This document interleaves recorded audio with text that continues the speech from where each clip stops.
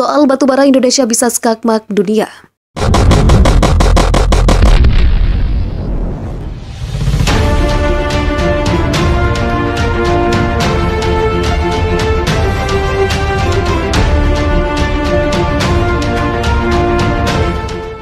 Harga batubara bergerak liar akhir-akhir ini adalah Indonesia yang membuat harga si batu hitam tidak karuan.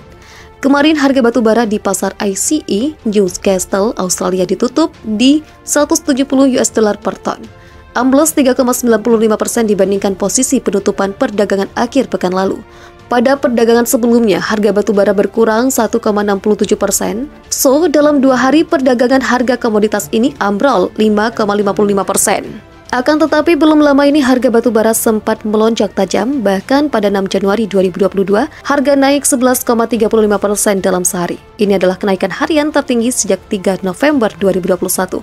Sebelum naik 11,35%, harga batubara naik masing-masing 0,34% dan 6,37%. Jadi dalam 3 hari, harga melesat 18,85%. Apa yang membuat harga batubara naik turun luar biasa tajam dalam hitungan hari? Penyebabnya adalah kebijakan pemerintah Indonesia. Pada awal tahun, pemerintahan Presiden Joko Widodo atau Jokowi memutuskan untuk melarang ekspor batubara selama sebulan. Kebijakan ini ditempuh karena pasokan batubara untuk pembangkit listrik di dalam negeri sedang kritis. Masalahnya Indonesia adalah negara eksportir batubara terbesar di dunia. Pada 2019, sebelum pandemi virus corona, Indonesia mengirim 455 juta ton batubara ke pasar global. Batubara asal Indonesia menyumbang 41% pasar dunia. China, India, dan Jepang adalah importir batu bara terbesar dunia. Celakanya batu bara itu kebanyakan datang dari Indonesia. Di China, hubungan yang memburuk dengan Australia membuat Indonesia kini jadi pemasok batu bara utama. Dalam 11 bulan pertama 2021 lalu, China mendatangkan 178 juta ton batu bara asal Indonesia. Angka ini lebih dari 60% dari total impor batu bara. Di Jepang, batu bara Indonesia juga berperan penting. Pada 2019, sekitar 12% impor batubara negeri matahari terbit datang dari Ibu Pertiwi.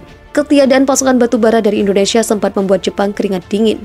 Kedutaan besar Jepang di Indonesia sampai mengirim surat ke pemerintah Indonesia meminta batubara berkalori tinggi yang tidak digunakan oleh pembangkit listrik di tanah air tetapi bisa dikirim ke negeri Sakura.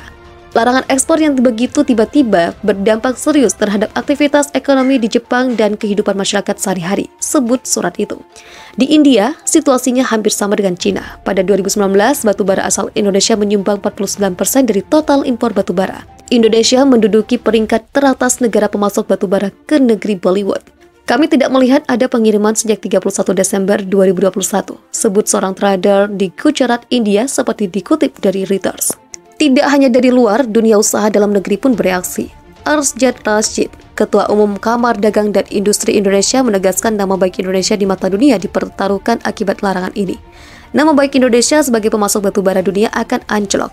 Selain itu, upaya kita untuk menarik investasi, memperlihatkan diri sebagai negara yang ramah investor, dan iklim berusaha yang pasti dan dilindungi hukum akan turun reputasinya, tegas Arsyad. Seperti dikutip dari keterangan tertulis. Menghadapi polemik itu, sikap pemerintah pun mengendur. Kemarin Luhut Binsar Panjaitan mengungkapkan pemerintah Indonesia siap untuk kembali membuka keran ekspor batubara. Luhut menyebut saat ini pasokan batubara untuk pembangkit listrik sudah memadai. Sudah semua baik, jumlah hari itu kita sudah bertahap bisa 15 hari mengarah ke 25 hari untuk cadangan, tuturnya. Perubahan sikap ini membuat sentimen pengerek harga batubara memudar. Malah harga turun drastis karena pasokan ke pasar dunia akan kembali memadai. Drama ini membuktikan bahwa peran Indonesia begitu besar di percaturan dunia. Sepanjang batu bara masih menjadi sumber utama pembangkit listrik di berbagai negara, maka Indonesia bisa membuat dunia skakmat. Setelah pembahasan maraton, akhirnya pemerintah telah mencabut larangan ekspor batu bara. Ketentuan larangan ekspor batu bara ini seharusnya berlaku 1 Januari hingga 31 Januari 2022. Namun banyaknya negara yang memprotes kebijakan itu, pemerintah pun melakukan rapat maraton agar terkait ketentuan larangan ekspor batu bara. Adalah Jepang, Korea Selatan, dan Filipina yang memprotes larangan ekspor batubara Indonesia tersebut. Pembukaan aktivitas ekspor batubara ini akan dimulai pada Rabu 12 Januari 2022. Hal tersebut telah disepakati oleh Menteri ESDM, Menteri Perdagangan, Menteri Koordinator Bidang Kemaritiman dan Investasi, dan PT PLN Persero. Namun sebelum dibuka, Menteri Koordinator Bidang Kemaritiman dan Investasi Luhut Binsar Panjaitan mengatakan pemerintah akan terus mengevaluasi secara bertahap.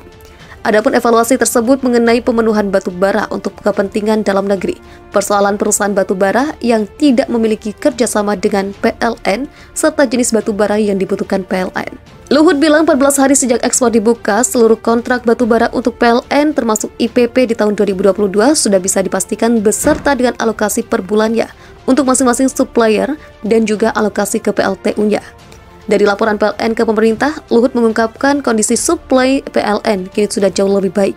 Dengan demikian, telah lewatnya masa kritis PLTU tersebut, sebanyak 14 kapal yang berisi produksi batu bara untuk diekspor siap dijalankan. Sementara itu, tongkang-tongkang yang memuat batu bara untuk ekspor, pemerintah mengarahkan agar tetap memenuhi kebutuhan PLTU yang masih membutuhkan energi tersebut. Jadi belum diperbolehkan untuk melakukan ekspor, ucap Luhut.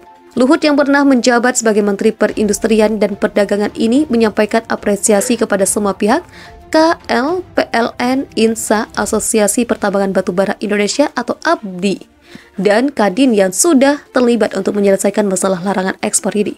Ia juga meminta kepada Badan Pengawasan Keuangan dan Pembangunan BPKP agar dapat menyelesaikan proses audit yang dilakukan. Tujuannya menghindari terjadinya masalah serupa di masa mendatang. Awalnya, pemerintah mengambil kebijakan untuk melakukan pelarangan ekspor batubara periode 1 hingga 31 Januari 2022 bagi pemegang izin usaha pembangunan atau IUPK tahap kegiatan operasi produksi atau IUPK sebagai kelanjutan operasi kontrak atau perjanjian dan PKP 2B. Langkah ini dilakukan guna menjamin terpenuhinya pasokan batubara untuk pembangkit listrik. Kurangnya pasokan ini akan berdampak kepada lebih dari 10 juta pelanggan PLN, mulai dari masyarakat umum hingga industri di wilayah Jawa, Madura, Bali, dan non-Jamali. Pemerintah lanjut Ridwan telah beberapa kali mengingatkan kepada para pengusaha batubara untuk terus memenuhi komitmennya untuk memasok batubara ke PLN. Namun realisasinya pasokan batubara setiap bulan ke PLN di bawah kewajiban persentase penjualan batubara untuk kebutuhan dalam negeri, sehingga terakumulasi dan di akhir tahun pembangkit PLN mengalami defisit pasokan batubara. Menurutnya persediaan batubara yang aman di PLTU PLN adalah di atas 20 hari operasi.